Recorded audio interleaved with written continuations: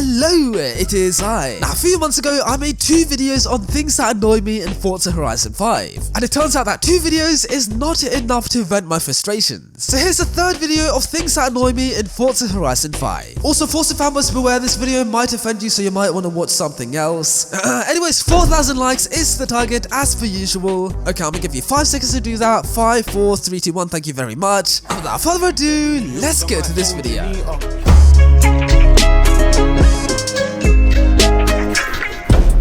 Now she wanna call me asking favors. Now, one problem nobody really talks about is just how similar the cars feel in Forza Horizon 5. I mean, of course they drive different. I mean, the AMG One handles way better than the limo, and the Bugatti Chiron is of course way faster than a Mini Cooper. But other than that, the cars always feel the same, like it's the same car but put in a different body, if you get what I mean. And that explains the reason why I don't really care about the festival playlist and why I don't really hustle for the cars. I mean, not only is a festival playlist boring, but is there like any point in like spending all that time unlocking cars when they just feel the same as every other car in the game? However, games like Drive Club made cars feel so immersive and realistic to how they are to drive in real life. Because if you drive an Aventador in Drive Club, then you can feel how raw and brutal it is to drive. If you drive a Hennessy Venom GT, then you get pushed back into your seat and you can really feel the speed of the car. And just think about that, Drive Club, a 9-year-old game, makes the cars feel so immersive to drive and realistic. Yet a brand new game like Forza Horizon 5 can't get anywhere close to the immersion you get in Drive Club. Now that, my friends, is really embarrassing, so I really hope that in the future Forza can spend time making the cars feel immersive and realistic in the future, because at the moment all the cars feel so similar to drive.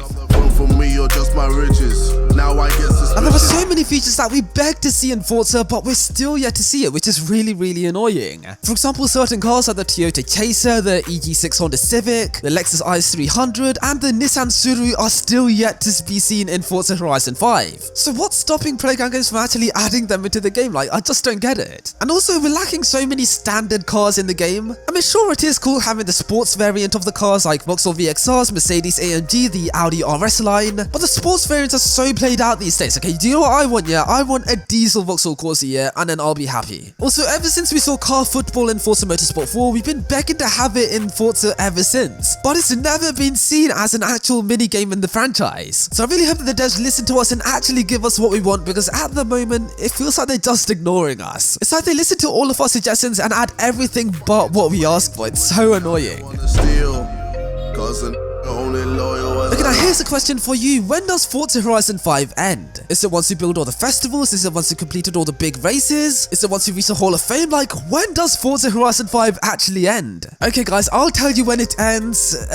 There's no ending. I mean, Forza, they just put you into the game so you can try to reach the Hall of Fame, which is of course really easy to do. But beyond reaching the Hall of Fame, there is no real storyline. It just feels so boring. Honestly, all there is after you reach the Hall of Fame is trying to collect as many accolade points as possible and unlocking cars through the festival playlist. So yeah man, it's really annoying that Forza Horizon 5 doesn't have a real ending. It's just a game of like trying to collect as many accolade points as possible. But in Forza Horizon 1 and Forza Horizon 2, the games actually had a proper ending. You know, in Forza Horizon 1 you have to complete that final race with Darius, I think. I haven't played Horizon 1, I'm sorry. And of course Horizon 2 you complete the big race and then Ben hands you all the control over like where you go for the road trips and everything. So yeah man, in those games you can actually tell once you completed the game, and it's very satisfying reaching the end. But in Forza Horizon 5, where there's no ending, there is no satisfaction, because what is there to reach? Like, you can't like max out, like, what? Horizon 5 is basically just a massive end game, basically, that's what it is. So I'm really hoping that with Forza Horizon 6, there's a proper ending, because without an ending, there is no satisfaction.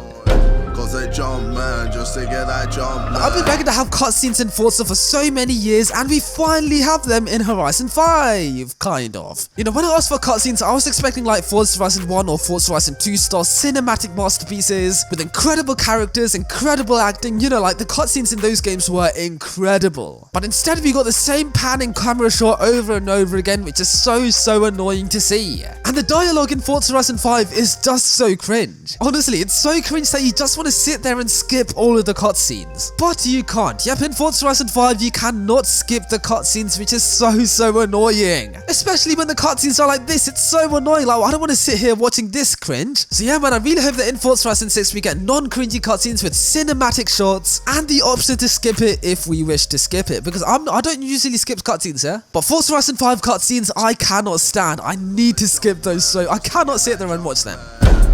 Damn, I'm on red alert. Now Mexico is a very beautiful, diverse country, there's no denying that. And of course we need a diverse country for a game like Forza Horizon to be set in, so Mexico seems perfect, right? I mean, it is a good location, but the way the map has been executed in Forza Horizon 5, I'm not a big fan of it whatsoever. Because Horizon Mexico just feels so dead in my opinion. I mean, in games like Forza Horizon 3, we saw so many pedestrians all around the map, which gave the game so much atmosphere and it really made the game feel so alive. But in Forza Horizon 5, you'd really struggle to find pedestrians in the main city. Speaking of the city is very old-fashioned, as you can tell. Okay, now I know this is very realistic to how Grand Hato is in real life, but I would have liked this to be a side city and for there to be like a main modern city in the game as well, like Mexico City. Because we desperately need a modern city in Horizon 5 because this game just feels so old-fashioned. Okay, now I know there are some people who are going to be like, oh, why do you need a modern city in a game? Like, what does a modern city add? Like, oh, Grand Hato is perfectly fine. No, okay, we need a modern city because modern cities are relatable and they make the game feel current. And when you think of street racing, you don't think of street racing in like an ancient town, you think of street racing in a modern city. Oh, and also the map just feels so empty in my opinion, with so much open space. Okay, now don't get me wrong, open space is good for like off-roading, for those who like off-roading, but most of the people who play Forza Horizon are there for the street racing side of things, like the road racing side. So yeah man, I really hope that in future Forza Horizon games the maps are exciting, dense with a lot of atmosphere, because Horizon Mexico, despite being a beautiful country with beautiful views, I'm personally not a big fan of this map. It just feels so dead in my opinion.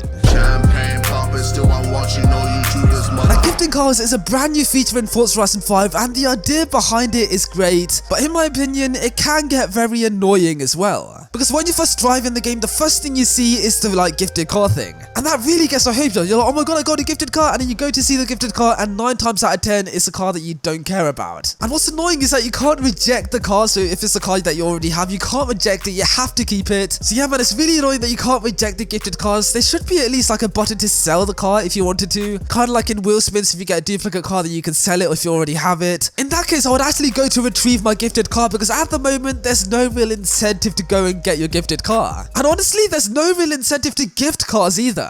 Like, what's the point in gifting cars if you can just sell it in the auction house and get a bit of money for it? Honestly, the only way gifting cars could be a 10 out of 10 feature is if you could choose who you gift the car to. I mean, I know Forza can't really do that because if they do that, then like it's gonna lead to so many scams. But that's the only way I can see gifting cars being an actually good feature. So as good as the concept is, the ability to reject cars or choose who you gift the car to would be a really good addition to make gifting cars a really good feature.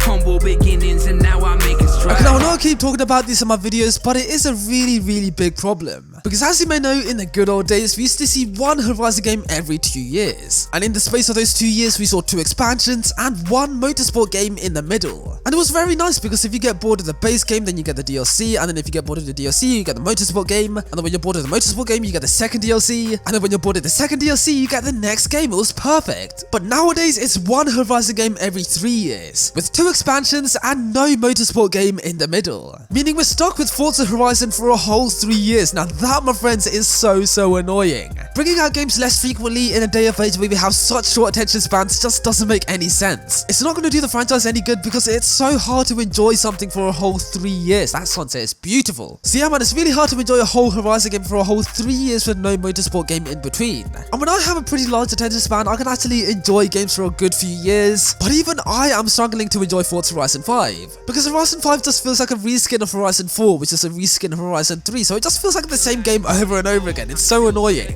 Yeah, shrunk the circle, but they still lurk. The one thing I've noticed ever since playing Forza Horizon 5 is just how incomplete the game feels. It feels like the development was so rushed despite the game coming out 2 months later than it's meant to come out. So what makes this game feel incomplete? Well, first of all, the convertible roof feature is only seen on a very small selection of cars. Also, driving modes are only seen on 1 car in this whole game. I mean 2 technically if you count the Mustang Mach-E, which is really weird because a lot of cars in Forza Horizon 5 actually have these racing modes which can be activated in real life. Also, we can't forget about the football stadium. We have the whole football stadium, but the ball is not synced up. Oh my god, there's 2 balls. What is that? That is very weird, man. There's so many glitches in the game to this day. But yeah, man, I feel like there was meant to be a football mini game in this game because how can you have a football stadium and not have that in the game? Also, yeah, look at the number plate. The number plate on this car is the UK Star 1, exactly like what we got in Forza Horizon 4. But in reality, they're meant to change the number plate every single game. I mean, I got early access to Forza Horizon 5, so I thought the UK plate was like a sort of placeholder for like a new style of plate they were going to bring in. But they're still yet to bring in a new skin for the number plate, even a whole year after the game's release. Now that, my friends, is very, very embarrassing. Oh my god, you made it to the end of the video. Well, if you enjoyed this video, then you might want to watch this video up here, so make sure to get that watch right now. And if you want to subscribe to my channel, then button down below here would guide you to my channel where you can subscribe only if you want to. If you don't want to, then you don't have to. And yeah. Anyways, have a good one, guys. Cheers.